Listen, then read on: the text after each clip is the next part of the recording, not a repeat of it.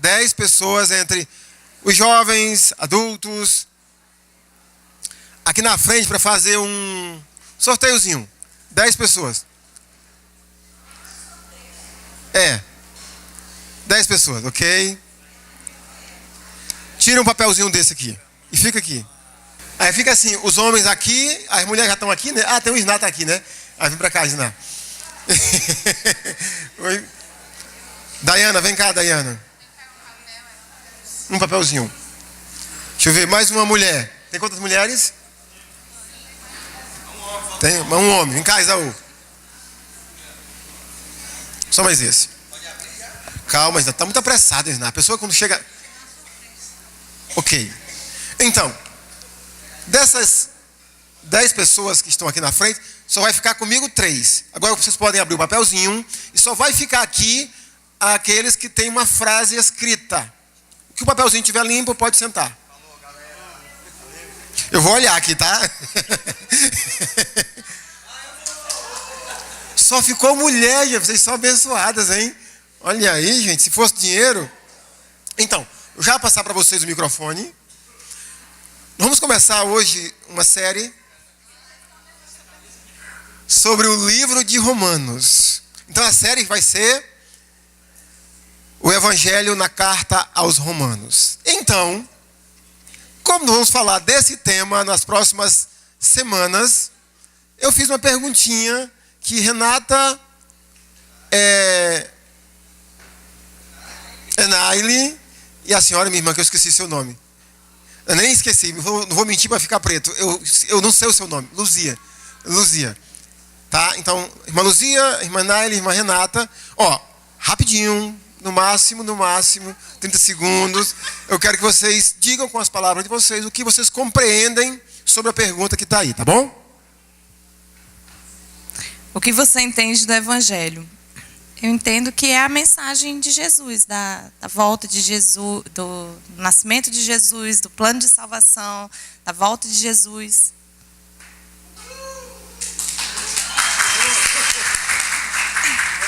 Mas a mesma pergunta, né? O que você entende do Evangelho?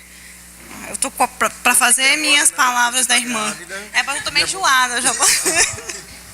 Não, é aquilo que a irmã Renata mesmo falou, é a palavra do Senhor, né?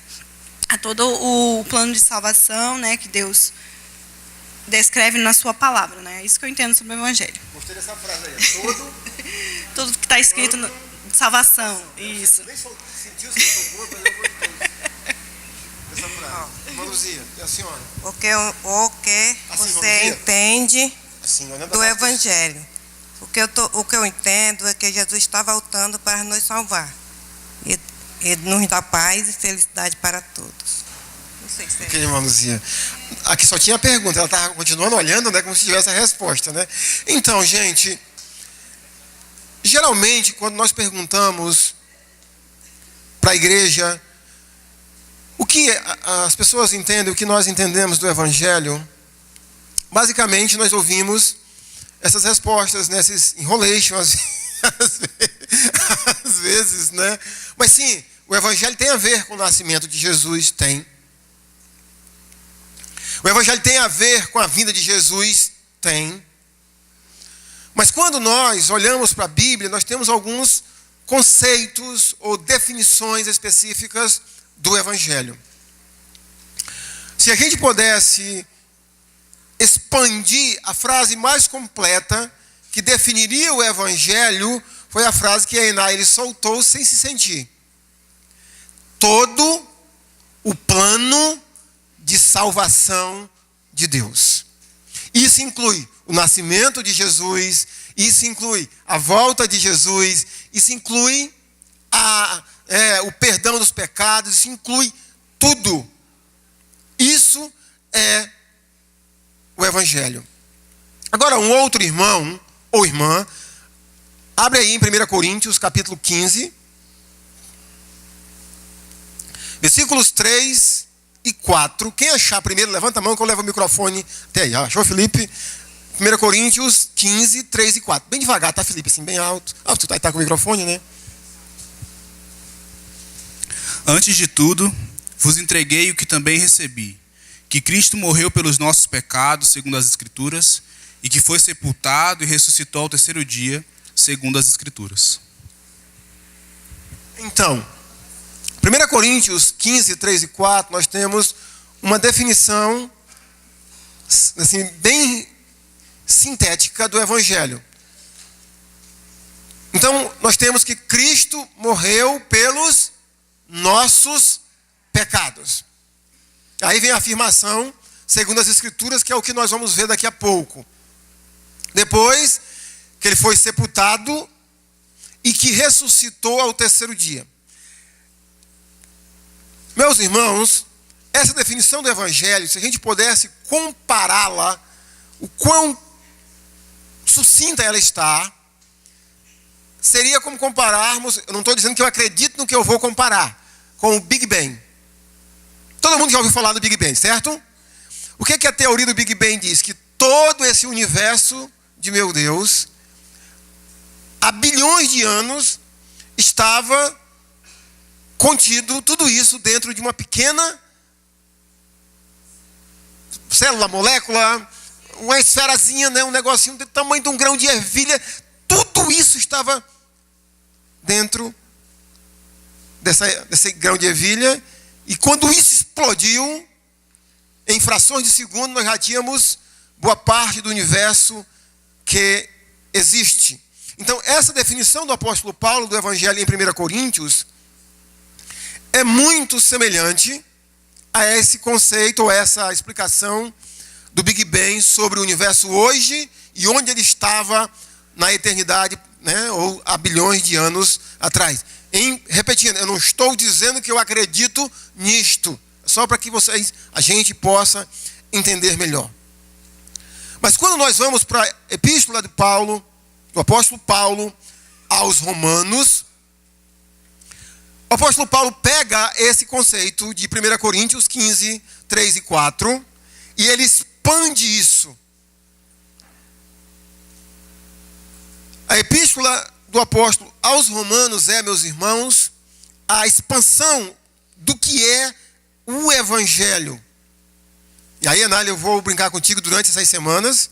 É todo o plano de salvação de Deus, de onde ele começa. Então, nós vamos, a nossa série sobre o livro de Romanos, e nós não vamos fazer, irmãos, uma exposição, até porque eu não tenho competência para isso. Não tenho. Mas vamos seguir o esboço de Romanos, da maneira pela qual os argumentos do apóstolo está organizado, explicando sistematicamente o Evangelho. Nós vamos seguir essa sistemática do apóstolo Paulo na argumentação dele, nos explicando nos mínimos detalhes o que é o Evangelho.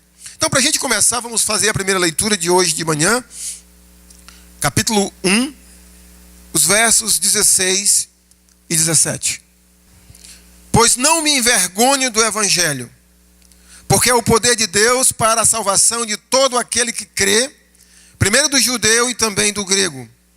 Visto que a justiça de Deus se revela no Evangelho de fé em fé, como está escrito, o justo viverá por fé. Romanos 16, 17, nós temos o tema da epístola. Perceba que Paulo nos diz, pois não me envergonho do Evangelho. Porque o Evangelho é o quê, irmãos? O poder de Deus para quê? Para a salvação.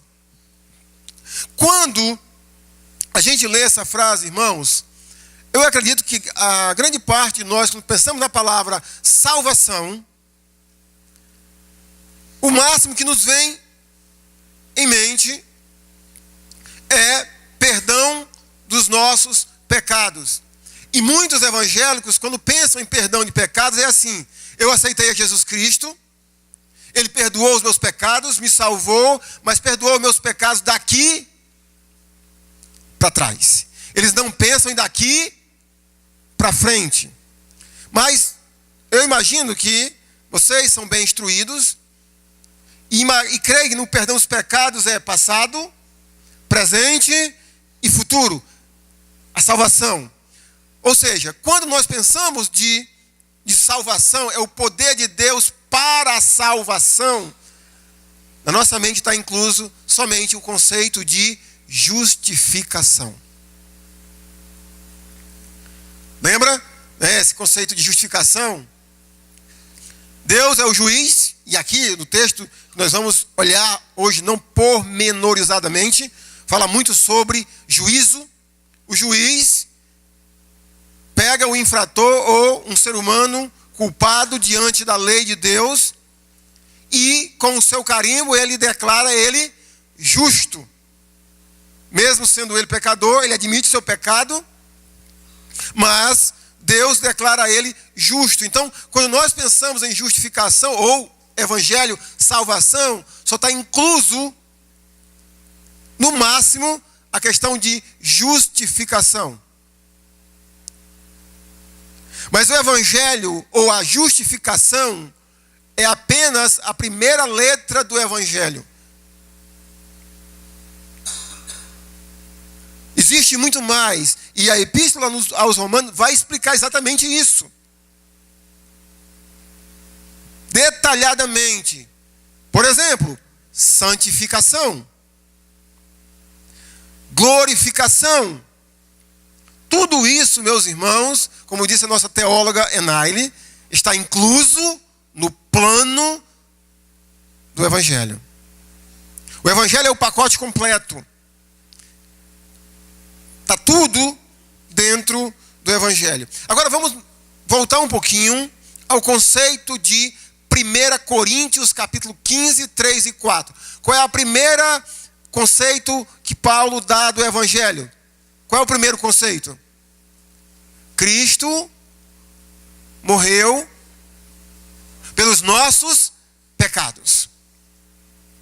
Às vezes, meus irmãos, eu fico me perguntando, existe pregadores, pastores, sobretudo esses que estão na mídia, que falam muito assim, oferte para contribuir com o evangelho, com a pregação do evangelho.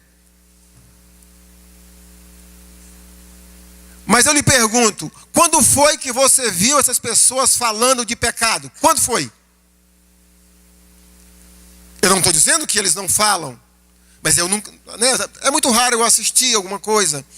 Mas eles não falam quase nada de pecado. Irmãos, não tem como falar de evangelho se não falar de pecado. Olha o que Paulo diz. Pois Cristo, Jesus, morreu pelos nossos pecados. O tema da epístola de Paulo aos Romanos é o evangelho. E em primeiro lugar, o apóstolo Paulo diz, no versículo que lemos, 16, que o evangelho ele é o poder de Deus. E acredite, o pessoal do Diante do Trono cantam uma música que é uma verdade bíblica, que a salvação de um ser humano é o maior milagre de Deus no ser humano. Porque quando nós olhamos daqui a pouco, eu vou olhar o que é o ser humano aos olhos de Deus. E Deus salva. Não é só Deus perdoa os pecados. Deus salva uma pessoa dessa por meio do evangelho. Por isso que o apóstolo Paulo diz, ele é o poder de Deus. Quando o apóstolo Paulo se refere a poder de Deus, ele está se referindo, sim, à justificação. O perdão dos pecados. Ele está se referindo também a uma transformação de vida. Paulo trata isso com detalhes em 2 capítulos de sua epístola, os capítulos 3 capítulos, 6, 7 e 8 da epístola. Pormenorizadamente ele trata sobre a transformação desse ser humano que foi perdoado, mas que também está, pelo poder de Deus, está sendo transformado. Sendo feito, já foi feito uma nova criatura, mas ele está aprendendo a fazer as coisas agora como deveria ter sido feita desde o começo. Então, o poder de Deus para o apóstolo Paulo, o evangelho tem, porque ele tem essa capacidade. Um outro conceito que eu queria enfatizar, que vai ser muito enfatizado, principalmente quando chegarmos nos capítulos 3, versículo 21 até capítulo 5, versículo, acredito que 21, 22, é o conceito no versículo 17, visto que a justiça de Deus. E aqui, perdoe-me aqui essa frase, eu não gosto de usá-la, eu peguei um carão de um professor de filosofia meu, que ele disse assim: Ernesto, quem está terminando um curso superior, não pode mais usar essa frase. Eu acho. Você tem que dizer eu tenho certeza ou não tem nada. Mas, pastor Marcos, me ajude aí se eu estiver equivocado. Eu acho que nenhuma epístola ou livro do Novo Testamento tem tanto esse conceito que nem Romano. A justiça de Deus.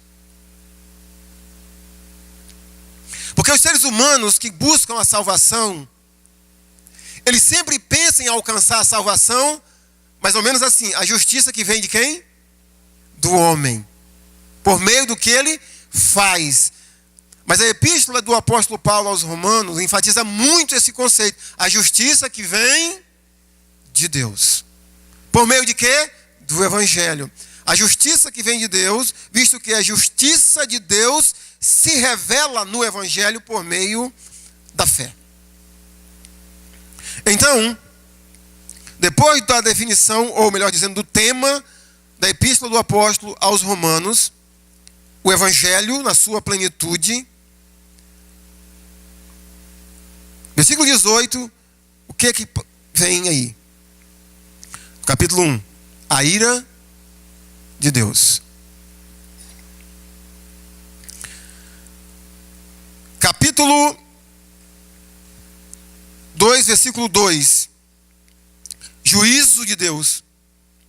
Capítulo 2, versículo 3, juízo de Deus. Versículo 5 do capítulo 2, justo juízo de Deus. Nós temos inúmeras citações, frases falando sobre juízo e ira de Deus. Como pode o Evangelho ser a boa notícia de Deus, as boas novas, e quando nós olhamos o livro de Romanos, Epístola de Romanos, os 3 primeiros capítulos aparece muito essa frase: a ira de Deus, o juízo de Deus, a ira de Deus, o juízo de Deus. Lembre que 1 Coríntios 15, 3 e 4, o primeiro conceitozinho lá bem suprimido do Evangelho é os nossos pecados. Logo depois que o apóstolo Paulo diz o tema da carta que ele está escrevendo aos irmãos que moravam em Roma, ele apresenta a primeira fundamento, o primeiro pilar do Evangelho, que é: todos os seres humanos estão debaixo do pecado. Então, como eu disse a vocês, nós vamos seguir o esboço de Romanos. Depois, irmãos e irmãs, que ele nos diz o tema da sua epístola, o Evangelho, ele vai explicar agora. Ele vai expandir o Evangelho.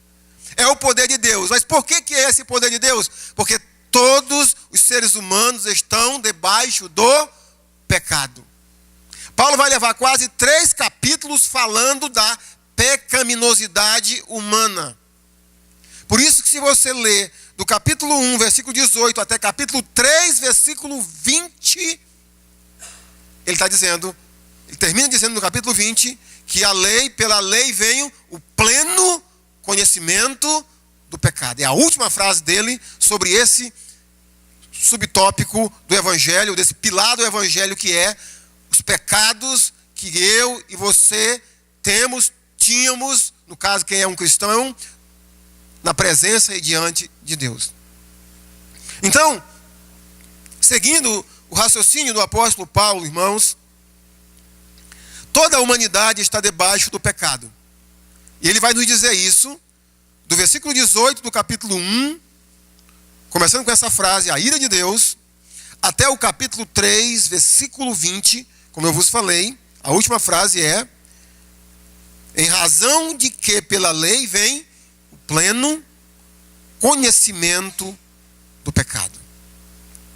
É natural que a gente comece a entender algumas frases e argumentações do apóstolo dentro desse contexto. Como o evangelho é a boa notícia de Deus, ele só pode ser essa boa notícia quando ele dá o diagnóstico de quem é o ser humano.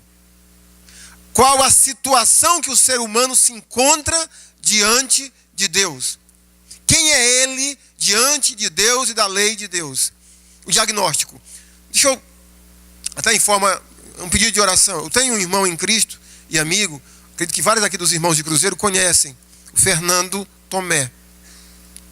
Ontem a Vânia estava me falando, a gente estava indo deitar, ela disse que ele estava na UTI, ele está em tratamento de câncer em Goiânia, ele tem mais ou menos a minha idade, e estava na UTI. E naturalmente eu fiquei muito triste, porque a gente é muito amigo, e ele sempre me diz, quando eu falo com ele, que quando ele está bem ruim, ele lembra das minhas risadas. Estou pedindo oração por ele, mas quando ele me disse o que estava acontecendo com ele, ele só pode dizer que estava com um determinado tipo de câncer, porque o médico deu o diagnóstico. Aí a Vânia me deu mais uma notícia bombástica ainda ontem à noite. Depois dessa do Fernando, a gente não... Até orei por ele hoje de manhã, eu não conheço essa pessoa fisicamente, pessoalmente, mas o Marcelo Rezende, aquele apresentador da Record, também está com câncer. Meu Deus. Mas ontem à noite.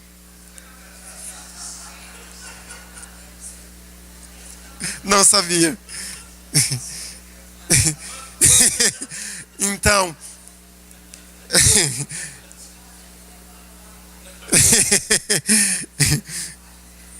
daqui a pouco eu vou fazer.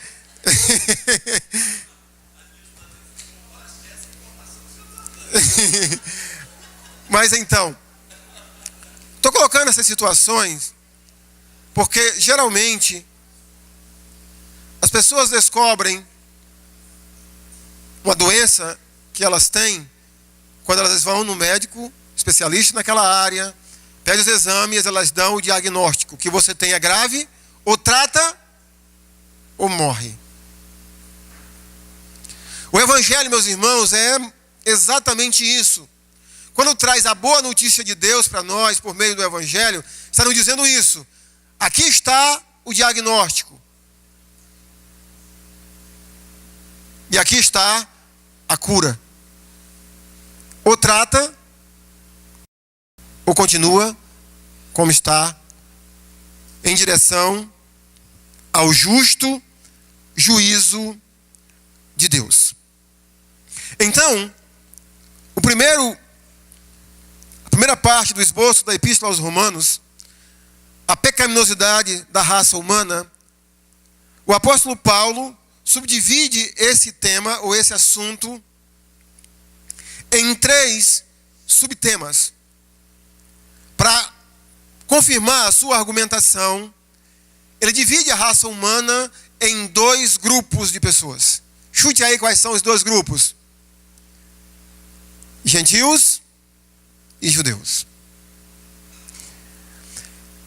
E a argumentação dele é: gentios são pecadores. Mas se nós estivéssemos com Paulo, possivelmente nós perguntaríamos, mas como que eles são pecadores, que eles não tinham uma lei escrita? Eles não sabiam discernir, ou como saber o que é certo e o que é errado aos olhos de Deus. Depois que ele, na sua argumentação, ele prova esse ponto, que todos aqueles que não tinham uma lei escrita também são pecadores, ele passa para o outro extremo. Vocês também, judeus, que têm uma lei escrita, também são pecadores.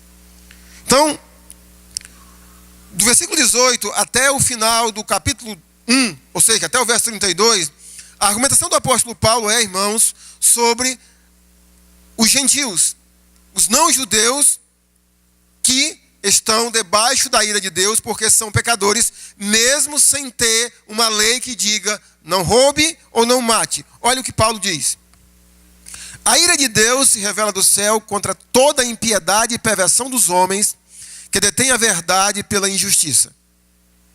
Porquanto o que de Deus se pode conhecer é manifesto entre eles, porque Deus lhes manifestou.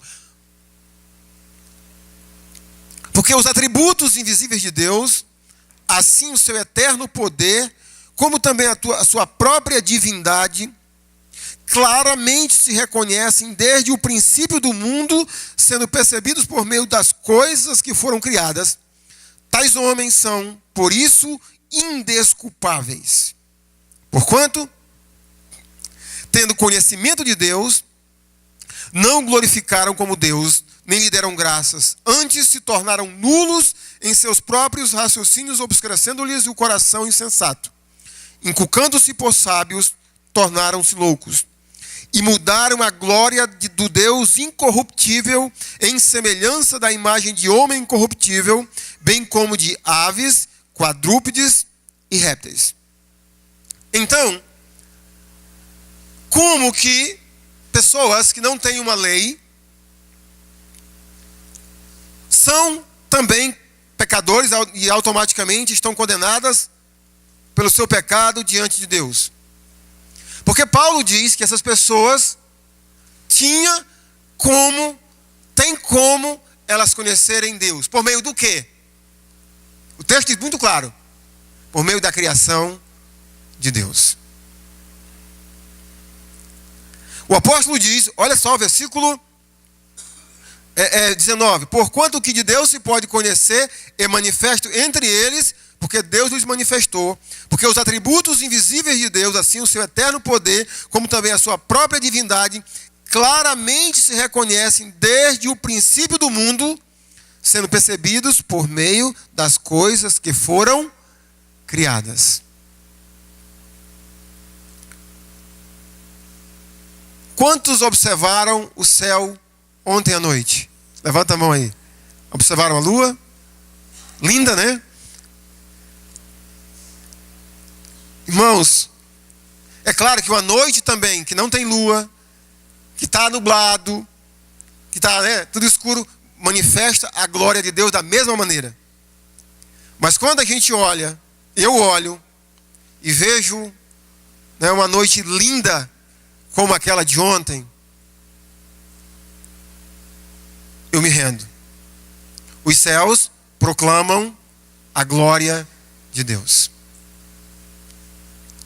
Os céus proclamam a glória de Deus. Então o apóstolo Paulo diz, irmãos, que mesmo as civilizações e povos que não tinham acesso à lei de Deus, à lei escrita de Deus, eles estão debaixo do pecado, porque a criação de Deus manifesta que houve um ser criador.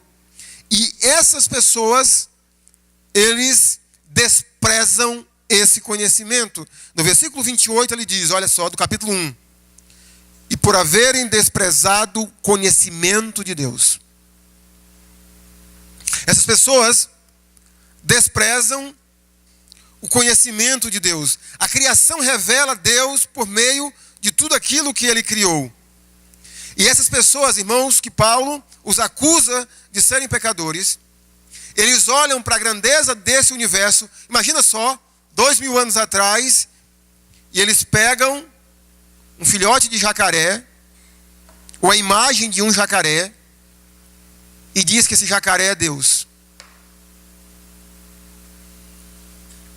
Outros pegam uma serpente, como Paulo usa o termo, é a imagem de quadrúpedes, répteis e aves, e dizem, foi essa imagem que criou tudo isso.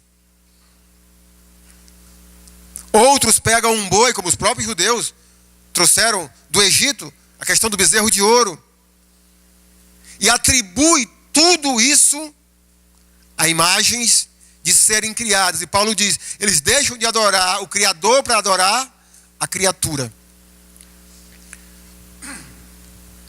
Irmãos, se a gente partisse desse raciocínio de Paulo, literalmente nós diríamos que hoje não teria mais ninguém nesse nível, porque ninguém mais, ou quase ninguém mais, não adora, né? Até hoje eu sei, se bem que eu não sei de muita coisa, né, Nilce? Não está mais adorando essas coisas. Agora, irmãos, parece-me que essas pessoas a quem Paulo se reporta, que eles deixam de adorar o Criador para adorar a criatura, que por tudo que eles observam do universo criado por Deus, que manifesta um ser que criou e que sustenta tudo isso, eles preferem diminuir Deus a um objeto, a um ser criado. Essas pessoas são muito semelhantes aos ateus, agnósticos de hoje. Irmãos, partindo do princípio que tudo o que se fala de universo é ciência, ou seja, é verdade. Irmãos, quando eu começo a ler ou ver alguma coisa sobre o universo, eu não consigo ver de outra maneira que não tenha a mão de um Criador. Deixa eu dar alguns exemplos para você.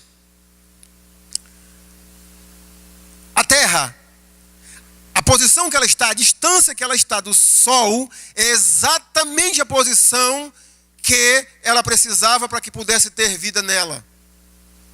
E o que essas pessoas dizem? Isso foi acaso. Nessa explosão do Big Bang, foi por acaso que a Terra ficou nesse lugar, para que pudesse a luz do Sol ser exatamente o que precisamos, todo ser que tem vida, para poder ter naturalmente vida, ter vida na Terra, foi um acaso. Irmãos, a posição que a Terra está no universo, ela não é bem retinha assim, né?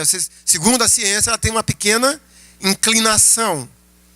Eu já li um artigo, se essa inclinação fosse meio grau para cá ou para cá, não teria vida na Terra. Mas sabe o que eles dizem que foi isso? O acaso.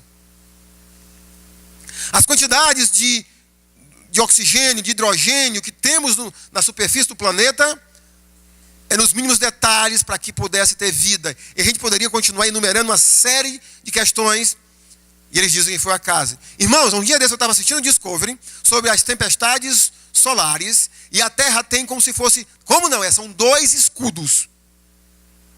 Agora eu esqueci do que? Eletromagnético. Aqui, ó. Sabe para quê? Para que essas explosões solares não atinjam a Terra. Mesmo que a Terra tivesse tudo isso que tem, mas não tivesse esses escudos eletromagnéticos, acabaria, uma explosão solar acabaria a vida na Terra. E sabe o que eles dizem que foi isso? Acaso. Agora, irmãos, será que não cabe muito bem essa frase para essas pessoas? Versículo 22, inculcando-se por sábios, tornaram-se loucos. Tornaram-se loucos. Da mesma maneira que gerações anteriores observavam essa criação e atribuiu isso a um cachorro, a uma cobra, a uma águia.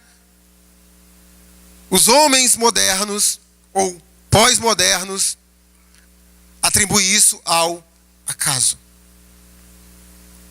Imagine só, se o Wendel estivesse aniversariando hoje e Renata organizasse uma surpresa para ele de aniversário. Quando terminasse aqui a escola dominical, nós entrássemos naquela sala grande, o Wendel entrasse, nós estivéssemos lá escondido, aí o Wendel entrasse na sala e visse balões, bolo, presentes, um monte de gente lá batendo parabéns para ele. O que o Wendel dizia depois, ou se perguntaria depois de alguns segundos? Ah, isso foi acaso. Ou ele diria, quem fez isso para mim? É mais ou menos isso que a turma da evolução querem nos fazer pensar. Nós temos tudo apontando para que tem um Criador, uma mente que planejou tudo isso. Gente, eles são tão loucos que quando eles estavam para inaugurar, me ajuda aí a lembrar do nome, só lembro da abreviação, aquele aparelho que está na Suíça, que supostamente eles iam refazer o Big Bang. Alguém lembra o nome? Eu esqueci o nome. Isso. LHC, é isso? Abreviação. Eu li um artigo na revista Veja, há uns 10, 12 anos atrás, que quando eles fossem supostamente fazer a simulação do Big Bang, Eles estavam atrás de encontrar uma partícula de Bose, que supostamente essa partícula foi que fez tudo isso acontecer. E eles chamam a partícula de Deus. Eles fazem tudo para dizer que não tem um Criador. Tudo. Essas pessoas, que Paulo se reporta a elas, faziam mais ou menos a mesma coisa. E por causa disso, a partir do versículo 24, você vai encontrar essa frase. Por isso, olha lá, capítulo 1, verso 24. Por isso, ou seja, como consequência da sua incredulidade e idolatria, Deus entregou tais homens à imundícia pelas suas concupiscências. E aí, irmãos, não tem tempo de falar, pelo menos agora, 10:20. E aí o apóstolo Paulo coloca um tipo de concupiscência ou de imundícia, que é o homossexualismo. A partir do versículo 24 até o versículo 28, 29, Paulo trata exatamente disso. Como consequência da rebeldia, da incredulidade, dessas pessoas que desprezaram o conhecimento de Deus, Deus entregou essas pessoas a suas próprias paixões infames. E aqui Paulo aborda tanto a questão do lesbianismo como do gayismo. Tudo. Por causa disso. Versículo 27 ele diz assim, que essas pessoas deixaram, olha só, verso 27. Semelhantemente, os homens também deixando o contato natural da mulher. São informações adicionais. A maioria dos pesquisadores acreditam que Paulo, quando escreveu a epístola aos Romanos, ele estava na cidade de Corinto, na sua terceira viagem missionária. E a cidade de Corinto era uma cidade muito devassa. E parece-me que Paulo, observando essa devassidão, ele pôde falar com tantos detalhes isso que ele nos fala, por exemplo, sobre homossexualismo. Possivelmente Paulo, quando viu, observou homem com homem, mulher com mulher, teve o mesmo espanto, surpresa que eu tive ao saber ontem à noite que o Marcelo Rezende estava com câncer. Paulo disse, meu Deus, e tem isso? Porque isso em Corinto era, entre os gregos, né? O pastor Marcos falou algum tempo atrás, era bem comum que os pedagogos gregos, né? os pedagogos gregos, os professores gregos, aquelas pessoas a quem discipulavam outras, eles eram homossexuais. Por isso que Alexandre, o pequeno, depois que eu soube que Alexandre não era homem, era homossexual, porque ele foi instruído. Eu não sei se foi por Platão, Aristóteles, né?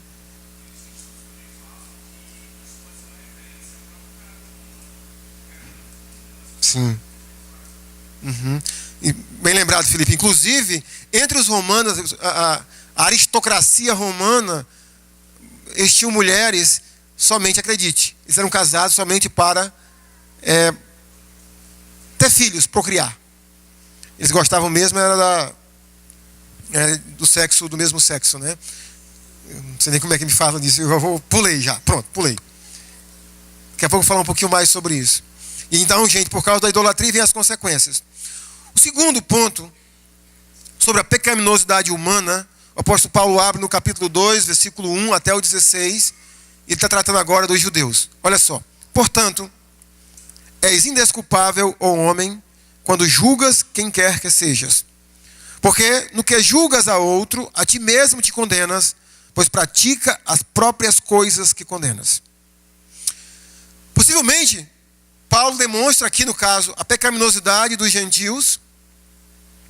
E possivelmente, se ele põe ponto final sobre o pecado. Aqui, os judeus poderiam se achar. Nós não somos pecadores, porque nós recriminamos isso. Nós abominamos isso. Nós nem queremos ter contato com essas pessoas, porque eles são pecadores. E Paulo diz assim: você é indesculpável, porque você sabe o que é o pecado. E você também pratica. Quando ele usa a palavra julgar, é o julgar no sentido de dizer, isso está errado. Mas como é que você julga que está errado e você faz a mesma ou as mesmas coisas? E aí, irmãos, até o versículo 16, Paulo vai nos dizer que os judeus também são pecadores, porque eles têm uma lei, mas eles não conseguem cumprir, guardar essa lei. E por causa do nosso tempo, vamos ler apenas o fechamento do argumento do apóstolo Paulo sobre toda a raça humana está debaixo do pecado. Capítulo 2, a partir do versículo 17. Se, porém, tu que tens por sobrenome judeu, e repousas na lei, e te glorias em Deus, que conheces a sua vontade e aprovas as coisas excelentes, sendo instruído na lei, que estás persuadido de que és guia dos cegos, luz dos que se encontram em trevas, instrutor de ignorante, mestre de criança, tendo na lei a forma da sabedoria e da verdade. Tu, pois, que ensinas a outrem, não te ensinas a ti mesmo? Tu que pregas que não se deve furtar, furtas.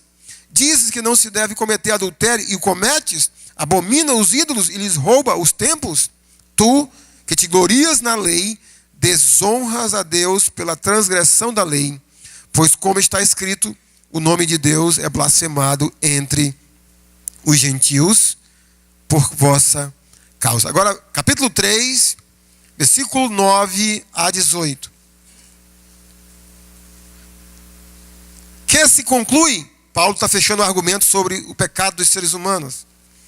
Temos nós qualquer vantagem? Não, de forma nenhuma. Pois já temos demonstrado que todos, tanto judeus como gregos, estão debaixo do pecado. Como está escrito, não há justo, nenhum sequer. Não há quem entenda, não há quem busque a Deus. Todos se extraviaram, a uma se fizeram inúteis. Não há quem faça o bem, não há nenhum sequer. A garganta deles é sepulcro aberto, com a língua urda engano, veneno de víbora está nos seus lábios. A boca eles a têm cheia de maldição e de amargura. São seus pés velozes para derramar sangue. Nos seus caminhos há destruição e miséria. Desconheceram o caminho da paz. Não há temor de Deus diante dos seus olhos. Verso 19 e 20. Ora, sabemos que tudo o que a lei diz, aos que vivem na lei, o diz para que se cale toda a boca e todo mundo seja culpável perante Deus. Visto que ninguém será justificado diante dele por obras da lei, em razão do que pela lei vem o pleno conhecimento do pecado. Então, irmãos, dois pontos interessantes sobre a argumentação do apóstolo Paulo sobre a lei e quem acha que a lei salva. Primeiro, uma função da lei é culpar o homem diante de Deus. A lei aponta, não que Deus fez isso de propósito para escarnecer do homem. A lei aponta que o homem é pecador. Tem uma citação de Jesus Cristo, capítulo 8 de João, salvo engano, que ele diz assim, capítulo 4 de João. Vocês tentam se socorrer em Moisés, mas é Moisés quem vos acusa. É o que Paulo está dizendo aqui, no capítulo 3, versículo 19. O que é a lei? O que é Moisés? A lei. Todo mundo seja culpável perante Deus. Um segundo objetivo da lei é que a lei, irmãos, por meio dela, vem o pleno conhecimento do pecado. Eu gosto de ilustrar isso, essa função da lei, com um espelho.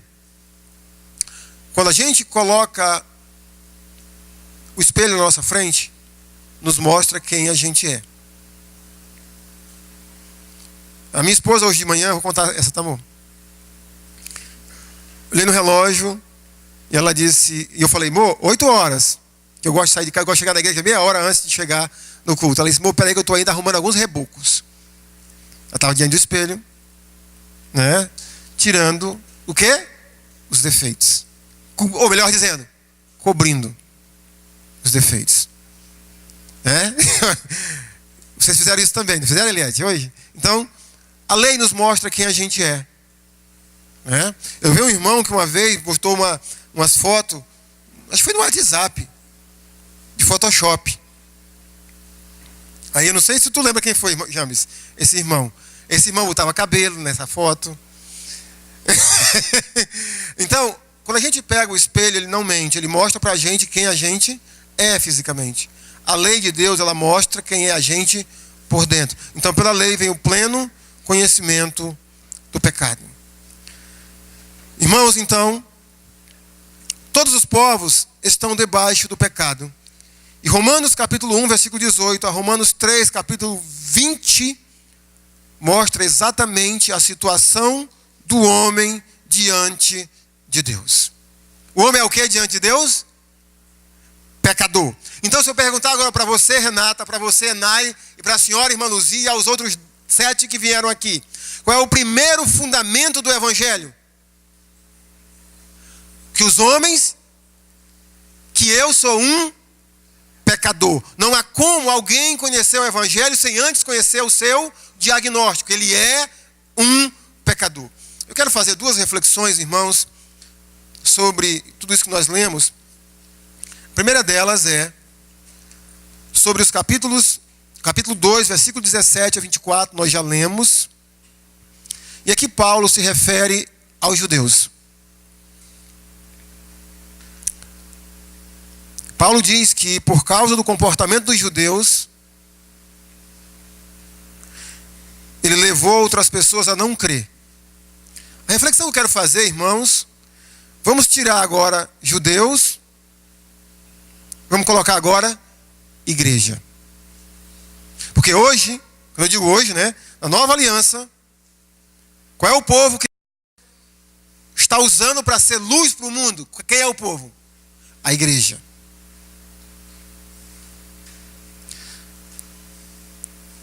Será, meus irmãos, que nós estamos, como igreja, ensinando e não vivendo? Paulo diz que os judeus ensinavam ou recriminavam roubar, mas roubavam. Recriminavam o adultério, mas adulteravam. Possivelmente nós recriminamos a mentira, ou qualquer outra forma do pecado, mas como membro da igreja de Cristo, será que a nossa função, irmão, que é de ser luz para o mundo, de levar a glória de Deus por meio da transformação de vida do Evangelho, para que outras pessoas vejam Deus, será, irmãos, que nós estamos agindo como os judeus? E a segunda reflexão é que no capítulo 1, versículo 28, o apóstolo Paulo diz que a depravação que é o homossexualismo é consequência porque os homens desprezaram o conhecimento de Deus. E a reflexão que eu quero fazer, meus irmãos, é que possivelmente você e eu conhecemos muito da vontade de Deus. Amém? Conhecemos muito da vontade de Deus. Mas talvez obedecemos tão pouco disso que nós sabemos ser o que é a vontade de Deus. Essas pessoas aqui, Paulo diz que Deus entregou elas. E para terminar, eu tenho tido muito cuidado, irmãos, em acreditar em tudo que eu ouço ou vejo. Inclusive que o Marcelo Rezende está com câncer. Há cerca de um mês atrás eu assisti uma reportagem no Fantástico sobre transgênero. Quantos assistiram aquela reportagem? E naturalmente, quando a gente assiste uma reportagem daquela, e partindo do princípio, se aquela informação é científica, a pergunta é: por que Deus? Se tiver curiosidade, vai lá no Google Play, veja lá, Fantástico, tem lá a reportagem mostrando, uma série inclusive, sobre esse assunto. Mas no versículo 28, Paulo nos dá uma chave para a gente ter um pouquinho de compreensão sobre, por exemplo, o homossexualismo. Paulo diz que Deus entregou tais homens a uma disposição mental. Uma disposição mental. Irmãos, a maneira que eu creio é que quando as pessoas desprezam o conhecimento de Deus, Deus entrega a elas aos seus pecados, assim como, imagina só, se nós pegássemos, por exemplo, eu vou dar um exemplo aqui da minha infância. Eu comi muito peixe seco no sol, escalado, na época das piracemas, os meus pais, meus avós, tios, pegavam peixe, tratavam, eu vou chamar aqui a linguagem nossa, escalavam, colocavam bastante sal e colocava sobre uma tábua, uma folha de alumínio, colocava para secar. E aquele peixe, né, era a nossa geladeira. Mas imagina só, se você pegasse esse peixe e não colocasse o sal, o que aconteceria com ele? Ele apodreceria. Então, a ideia que eu tenho aqui, irmãos, é que quando as pessoas desprezam o conhecimento de Deus, é como Deus fizesse assim: então, fiquem por conta de vocês. E no sentido da reflexão, quantos são os irmãos em Cristo que às vezes sofrem tanto coisas que não era para estar sofrendo, porque desprezam o conhecimento de Deus, de coisas que Deus tem dito? Obedeça. Obedeça. Então, o primeiro fundamento do Evangelho é o pecado. Não há como ninguém ser justificado sem antes entender o tamanho do seu pecado diante de Deus. Então, esses capítulos, capítulo 1, versículo 18, ao capítulo 3, versículo 20, trata da pecaminosidade humana. Gentios e judeus, todos são pecadores aos olhos de Deus. Ok?